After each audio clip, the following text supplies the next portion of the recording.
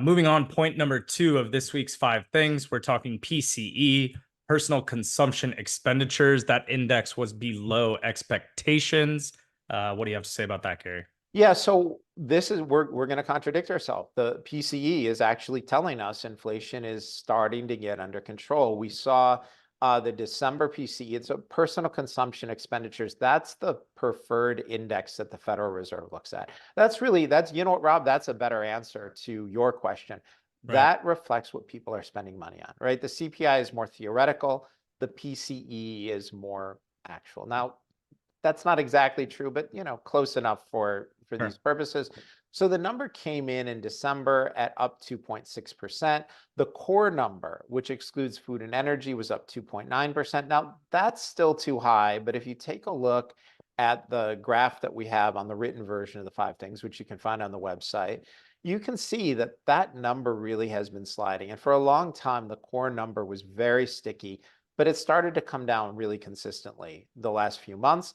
And so the conclusion here is that all of that is going to make it more likely that the Fed pivots to lower interest rates. And I realize that contradicts what I just said before, but the data is inconsistent. Now, I don't think this happens at the next meeting, but lower inflation, particularly on the Fed's preferred index, puts more pressure on the Fed to cut rates. The one thing I'd add to this is there's been a debate over the last few years on what caused inflation that we've seen over the last couple of years.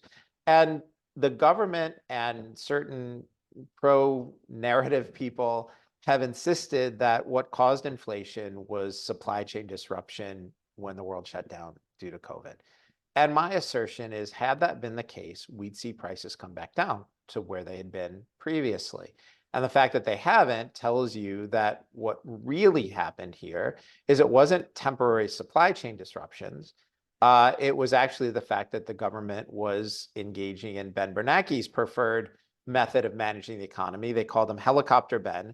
And at one point, he actually talked about you could stimulate the economy by printing a whole bunch of money and tossing out of helicopters, which is what the government actually tried. We did $6 trillion of COVID-related expenditures. So for everyone who got those stimulus checks, it felt really good. You got that, you're like, great, free money. Who doesn't like free money? Rob, do you like free money?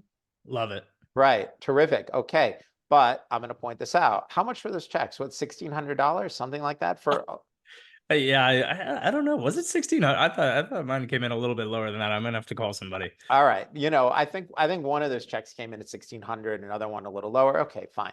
Well, but let's say you get $1,600, but your monthly expenses go up by $200 a month. Higher rent, higher fuel, higher food costs, right? And again, I keep hammering these food costs every week. They are not up 1 point something percent. They're not up less than 2%. Close. Not Yeah. even close, right? And so if you get a $1,600 check, you think, great, free money.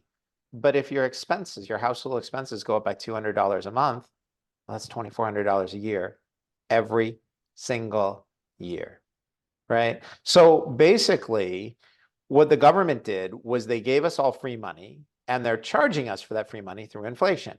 Right. And that's what we have right now.